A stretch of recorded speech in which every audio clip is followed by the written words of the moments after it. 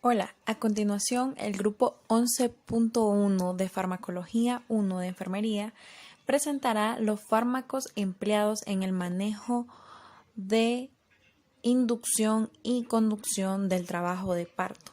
Para eso vamos a definir los primeros conceptos que es la inducción y conducción del trabajo de parto.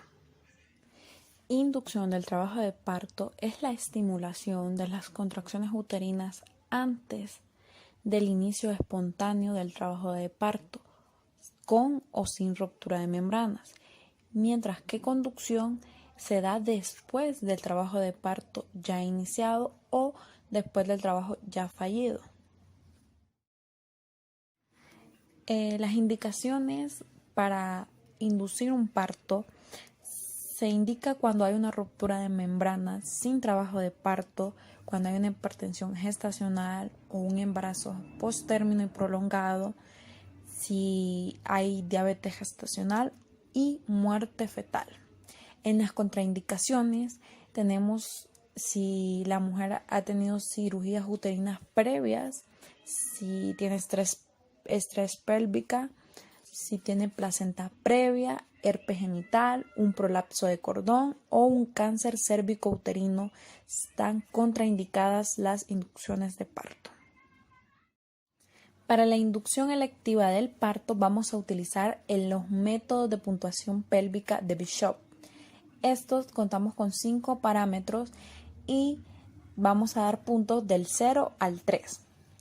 En el primer parámetro que tenemos es la dilatación cervical en centímetros. Vamos a dar 0 puntos cuando la dilatación está cerrada y 1 punto cuando se encuentra la dilatación entre 1 a 2. 2 puntos si se encuentra entre 3 y 4. Si está entre mayor o igual que 5, vamos a dar 3 puntos.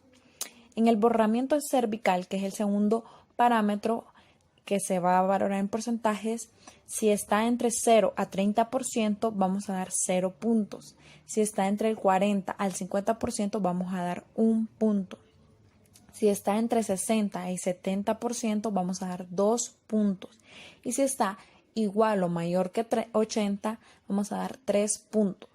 En el tercer parámetro, que es el descenso fetal, en el primer plano en negativo 3 vamos a dar 0 puntos. En el segundo plano de negativo 2 vamos a dar 1 punto. En el tercer plano de negativo 1 a 0 vamos a dar 2 puntos. Y en el tercero y cuarto plano de más 1 y más 2 vamos a dar 3 puntos. En el cuarto parámetro, que es la consistencia del cuello uterino, vamos a dar 0 puntos si se encuentra firme, 1 punto si está intermedia y 2 puntos si está blanda. En el último parámetro, que es la posición del cuello uterino, vamos a dar 0 puntos si está posterior, 1 punto si está media y 2 puntos si está anterior. En la inducción electiva del parto puede llevarse a cabo de manera segura cuando la puntuación es de Bishop es de 9 puntos o más. Si una calificación de Bishop es de 4 o menos, señala que el cuello uterino es desfavorable y puede ser indicada para la maduración del mismo. En los métodos farmacológicos para la inducción del parto tenemos 2, prostaglandinas E1 y oxitocinas. En las prostaglandinas E1 tenemos el misoprostol, que la dosis es de 25 miligramos cada 6 horas por vía vaginal. Y la oxitocina se debe diluir en 10 unidades internacionales en 1000 cc de cloruro de sodio al 9% y comenzar de 4 gotas por minuto, y esto se va a aumentar 4 gotas cada 15 minutos hasta obtener 3 contracciones en 10 minutos. Otro de los métodos farmacológicos también tenemos la prostaglandina E2 o dinoprostrona. Esta se administra vía vaginal en G de 1 a 2 miligramos en el fondo saco o en óvulo vaginal, que son 10 miligramos en el fondo saco. Las dosis máximas en misoprostol, el máximo es de 400 microgramos en 24 horas y en la oxitocina 30 a 40 microunidades por minuto. La inducción con cervix favorable consiste en una amniotomía más oxitocina endovenosa. La oxitocina se administra con una bomba de infusión continua y se debe describir la dosis en microunidades por minuto. Dosis inicial recomendada es de 2 microunidades sobre minuto e ir aumentando en intervalos de tiempo, preferible cada 20 a 30 minutos. La dosis máxima es de 20 unidades y no debe usarse con glucosa al 5% para evitar sobrecarga de agua. Los riesgos de la inducción tenemos como la terminación del parto por cesárea, un sufrimiento fetal, ruptura de una incisión uterina previa y una hipotensión. La conducción del parto es la intensificación de las contracciones uterinas en una mujer embarazada que ya se encuentra en trabajo de parto. La conducción del parto consiste principalmente en dos métodos.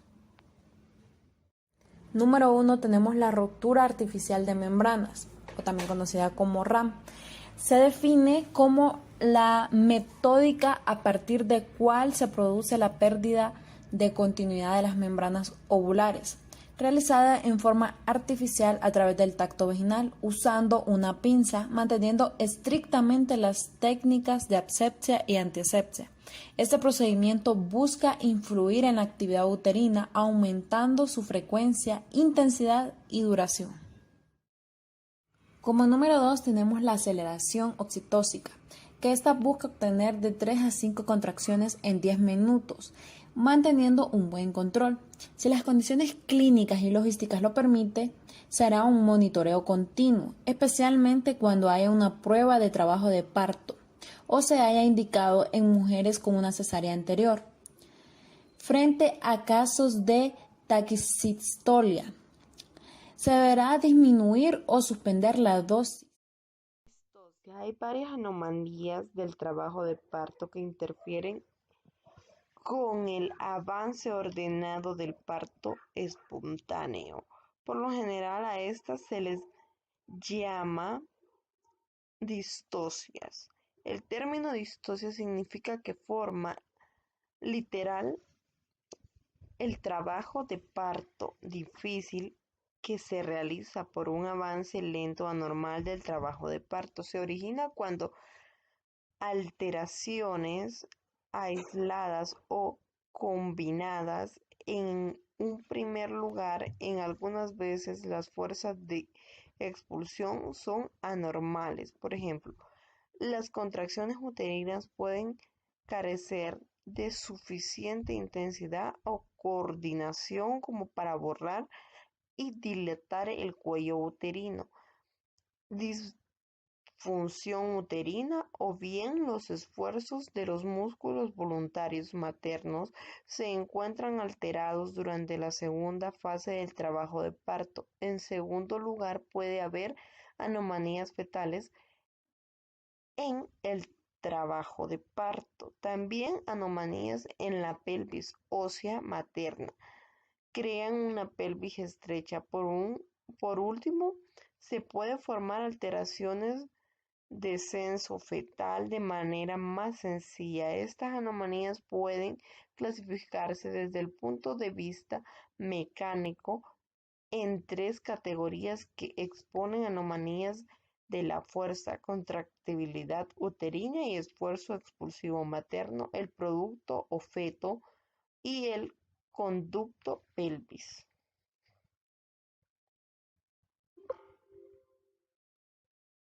Características de la distocia.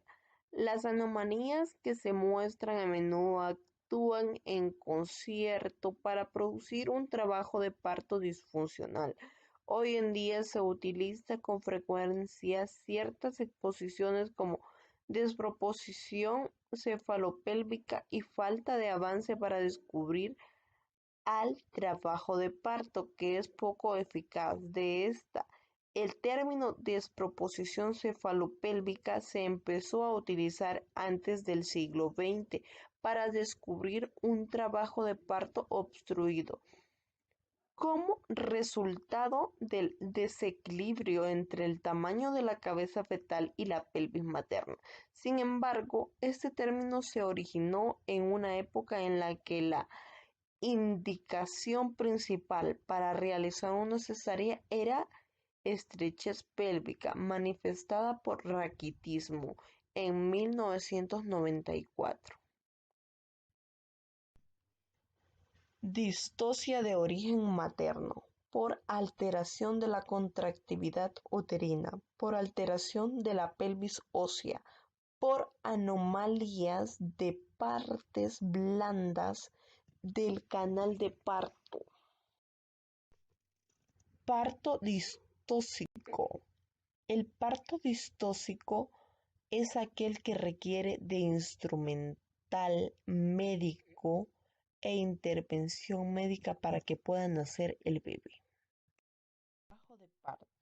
El trabajo de parto consiste en una serie de contracciones rítmicas, involuntarias y progresivas del útero que produce el borramiento, finamiento y acortamiento y la dilatación del cuello uterino.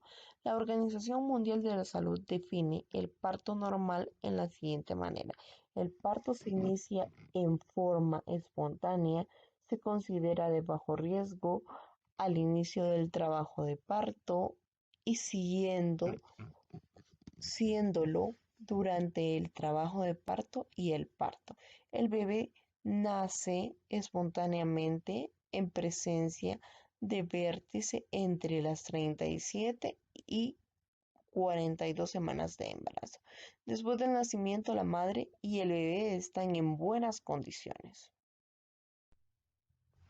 El parto humano, también llamado nacimiento, es la culminación del embarazo humano hasta el periodo de la salida del bebé del útero. Se considera que una mujer inicia el parto con la aparición de contracciones uterinas regulares, que el borramiento y la dilatación del proceso del cuello uterino, el descenso, nacimiento del bebé y alumbramiento de la placenta. El parto puede verse asistido con medicamentos como analgésicos o la oxitocina, utilizada ante complicaciones de retraso grave de alumbramiento, junto con la episiotomía.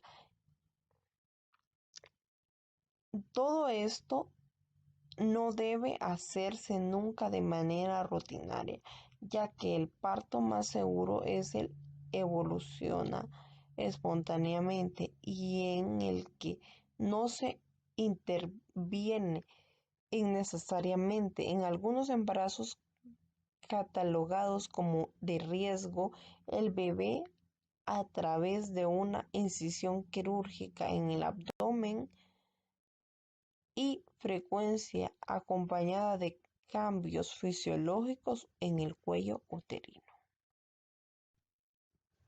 El parto natural.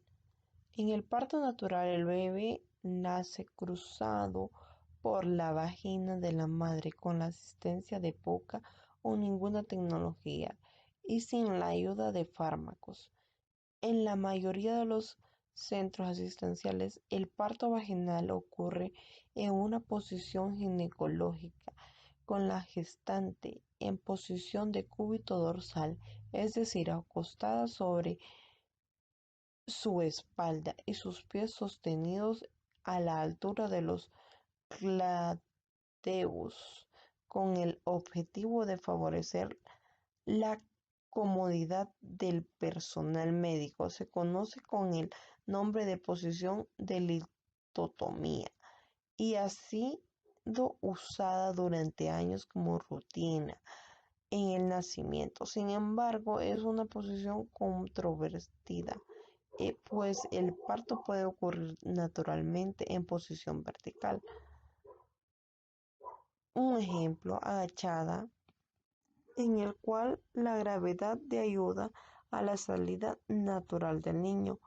En la litotomía existe más probabilidad de descenso lentos, expulsivos prolongados, sufrimiento fetal y desarrollos perianales maternos.